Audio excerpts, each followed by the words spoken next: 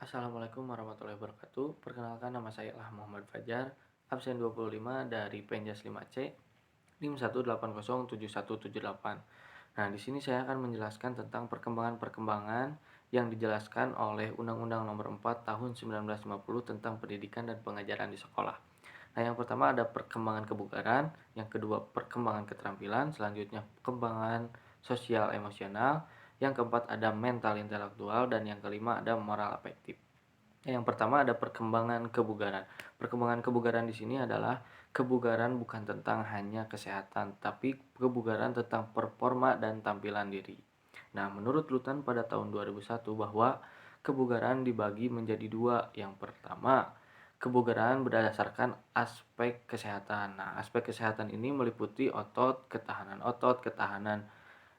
daya tahan otot, ketahanan daya dalam aerobik, dan juga fleksibilitas. Nah, yang kedua ada kebugaran dalam performa, yaitu mencakup hal kecepatan, kelincahan, lalu eh, keseimbangan, agilitas, dan juga kekuatan.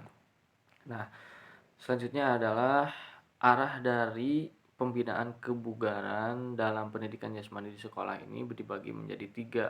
Yang pertama adalah bertujuan untuk menghasilkan seseorang yang berpendidikan. Nah, berpendidikan di sini bukan hanya tentang berpendidikan tentang intelektual, tetapi dapat juga dipandang dalam aktivitas pendidikan jasmani itu bernilai sangatlah tinggi dan bermanfaat dalam kehidupan sehari-hari sampai lanjut usia. Nah, yang kedua ada dari berbagai proses pendidikan dapat menghasilkan manusia untuk banyak memahami berbagai cara dan juga membuat bagaimana cara untuk membuat perencanaan dan melaksanakan baik itu keperluan banyak orang ataupun untuk diri sendiri dan kelompok. Nah, yang tiga adalah untuk memuaskan dalam diri seseorang untuk menilai keterampilan dan menciptakan peluang untuk memanfaatkan guna dalam rangka untuk membina kebugaran jasmani di sini juga bertujuan untuk mengatasi stres dan beberapa hal lain yang menjadi hambatan. Itu pun akan menjadi tujuan akhir dari pembinaan kebugaran jasmani di sini. Nah, yang kedua adalah perkembangan keterampilan.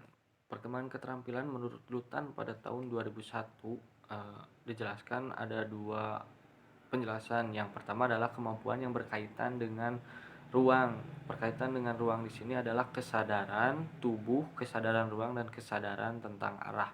Nah, yang kedua adalah kemampuan yang berkaitan dengan waktu atau tempo seperti sinkronasi, irama, dan urutan rangkaian gerak. Nah, di sini juga saya akan menjelaskan tentang faktor yang mempengaruhi perkembangan keterampilan gerak. Yang pertama adalah kesempatan untuk berlatih ya. Memang untuk menguasai suatu keterampilan dalam pendidikan jasmani atau olahraga membutuhkan latihan yang cukup berat atau cukup sulit. Nah, didukung juga dengan adanya fasilitas seperti lapangan atau media-media yang dibutuhkan untuk melatih keterampilan dari salah satu gerakan. Nah, selain dua faktor di atas juga ada waktu. Memang untuk menguasai keterampilan di sini membutuhkan waktu yang cukup panjang untuk menguasai keterampilan dalam olahraga. Nah, yang kedua adalah dorongan semangat. Nah, dorongan semangat ini bisa dari diri sendiri atau bisa dari internal ataupun eksternal. Nah, dorongan di sini untuk internalnya adalah seperti memiliki semangat dan memiliki keinginan untuk eh, menguasai keterampilan gerakan dari salah satu cabang olahraga. Yang kedua juga faktor eksternal seperti dari orang tua menjadi peran juga dalam memberikan semangat karena anak akan semakin berkembang dalam kebiasaan keterampilan gerak. Nah, juga ketika anak dilarang oleh orang tua untuk aktif bermain. Nah, jangan sampai peran orang tua di sini menjadi hilang dan kecenderungan untuk menilai anak bermain ini adalah suatu hal yang negatif. Nah, yang ketiga adalah pengajaran. Nah, untuk proses kegiatan pengajaran ini biasanya dilakukan kalau jika di sekolah dilakukan oleh guru, Tapi jika di luar sekolah biasanya untuk bisa mengikuti klub-klub olahraga seperti kalau dicontohkan seperti klub olahraga bola voli, PBV atau SSB. Jadi untuk di guru sendiri seperti guru memberikan materi-materi yang dapat meningkatkan keterampilan dari seseorang. Yang ketiga ada perkembangan sosial emosional. Nah, aspek sosial dan emosional ini menjadi hal yang sangat penting dalam ruang lingkup pendidikan jasmani. Dalam Penjas memang terdapat banyak aktivitas-aktivitas yang dapat menjadikan seseorang berinteraksi satu sama lain, mau dengan teman sebayanya maupun dengan orang lain. Nah, nilai olahraga juga dapat didukung oleh banyak kalangan, baik oleh masyarakat maupun lingkungan sekitar. Nah, aktivitas olahraga juga banyak mendapatkan nilai dan peran untuk seseorang, khususnya untuk anak, dalam mengembangkan bakat dirinya. Nah, efek psikologis juga dapat mendorong keadaan yang bugar dan mental yang sehat pada diri seseorang, baik rohaniah maupun batiniah. Nah, mencakup dalam berbagai macam aspek dalam perkembangan psikologis atau sosial dan emosional di sini, seperti perasaan positif mengenai keadaan tubuh dan juga kualitas diri, akan meningkatkan penilaian diri yang baik untuk bisa melakukan sesuatu hal agar dapat menyelesaikan tugas segera serta dapat meraih prestasi dalam suatu bidang tertentu. Nah, yang kedua adalah pengalaman sukses. Nah, pengalaman sukses ini justru akan semakin meningkatkan atau semakin menjadikan diri seseorang semakin yakin untuk melakukan hal. Jadi, dalam perkembangan sosial emosional ini juga dapat meningkatkan kepercayaan diri dari seseorang untuk melakukan hal yang baru gitu. Jadi yang ketiga adalah peningkatan rasa percaya diri. Hal ini akan dapat dalam keseharian serta rasa percaya diri akan meningkat apabila dilatih secara terus-menerus. Nah, juga lalu nilai-nilai dalam olahraga seperti gotong royong, sportivitas, saling menghargai, serta toleransi satu sama lain menjadikan kualitas diri dari seseorang ini semakin baik. Nah, juga akan menciptakan karakter dari diri seseorang eh, maupun anak akan meningkat, di mana dalam fase ini anak merupakan fase di mana perubahan sosial dan emosional akan terjadi. Nah, jadi di perkembangan sosial emosional ini sangat berpengaruh di sekolah dasar, karena dari anak umuran sekolah dasar ini masih dapat dibentuk gitu untuk menjadi karakter atau kepribadian yang baik. Yang selanjutnya adalah perkembangan mental dan intelektual. Dalam kamus fisiologi yang dikemukakan oleh Kartono dan juga Gulo pada tahun 2002 halaman 276, bahwa mental adalah hal yang berkaitan dengan pikiran, akal, atau ingatan.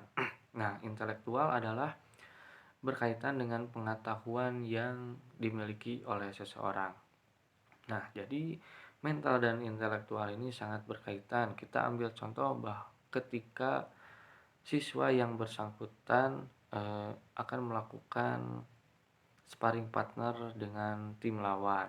Nah, di sini dapat terlihat jika seseorang tersebut memiliki mental yang kuat tetapi intelektualnya rendah atau akalnya rendah, di sini mereka meskipun dengan melakukan berbagai cara bagaimanapun untuk mengalahkan lawannya akan merasa kesusahan atau akan susah dalam mengalahkan lawannya. Begitupun sebaliknya, jika mereka memiliki eh, pengetahuan yang baik, intelektual yang baik, akal yang tinggi, tetapi mentalnya kurang, di sini mereka juga atau anak tersebut akan sama kesusahannya untuk mengalahkan lawannya. Jadi perkembangan mental dan intelektual sangatlah penting dan saling berkaitan gitu, saling melengkapi dari perkembangan mental dan intelektual. Jadi untuk anak sekolah dasar adalah usia yang cukup untuk menanamkan mental dan intelektual yang baik gitu. Karena usia muda atau usia dini memang cukup mudah untuk menangkap dari suatu materi. Nah, untuk latihan keterampilan mental juga dapat menjadikan sebuah pendekatan mental yang positif bagi seluruh siswa untuk mempersiapkan dalam pertandingan. Beberapa kata lain untuk pelatihan keterampilan psikologis pada alasannya menyebutkan bahwa sehat siswa secara mental sekaligus bisa mempelajari ketangkasan atau keterampilan berbagai aspek segala penguasaan pengetahuan, kemampuan, sehingga intelektual menjadi baik sekaligus dalam mengatur strategi dalam memenuhi tekanan dan dalam berbagai kompetensi. Nah, jadi latihan keterampilan mental di sini akan sekaligus juga akan sekaligus. Jadi latihan keterampilan di sini akan sekaligus juga menambah pengetahuan atau intelektual dari siswa tersebut. Jadi secara tidak langsung jika mempelajari keterampilan mental juga akan menambah pengetahuan atau intelektual dari seseorang. Nah, yang terakhir adalah perkembangan moral dan afektif. Nah, perkembangan moral afektif dan hubungannya dengan pendidikan jasmani di sini adalah sangat erat karena dalam pendidikan jasmani anak bukan hanya akan mengetahui tentang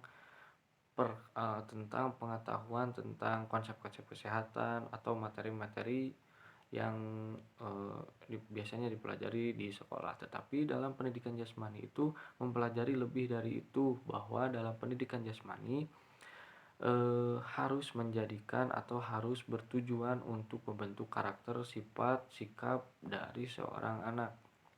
Nah, sifat, sikap, dan sikap dari seorang anak ini haruslah menjadi karakter yang akan peduli akan lingkungan dan orang lain atau juga teman sebayanya.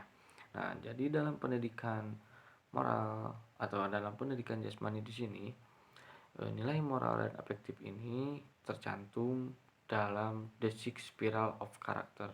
Antara lain adalah jujur atau dapat dipercaya, berlaku hormat, tanggung jawab, kepedulian, keadilan, dan juga kedamaian.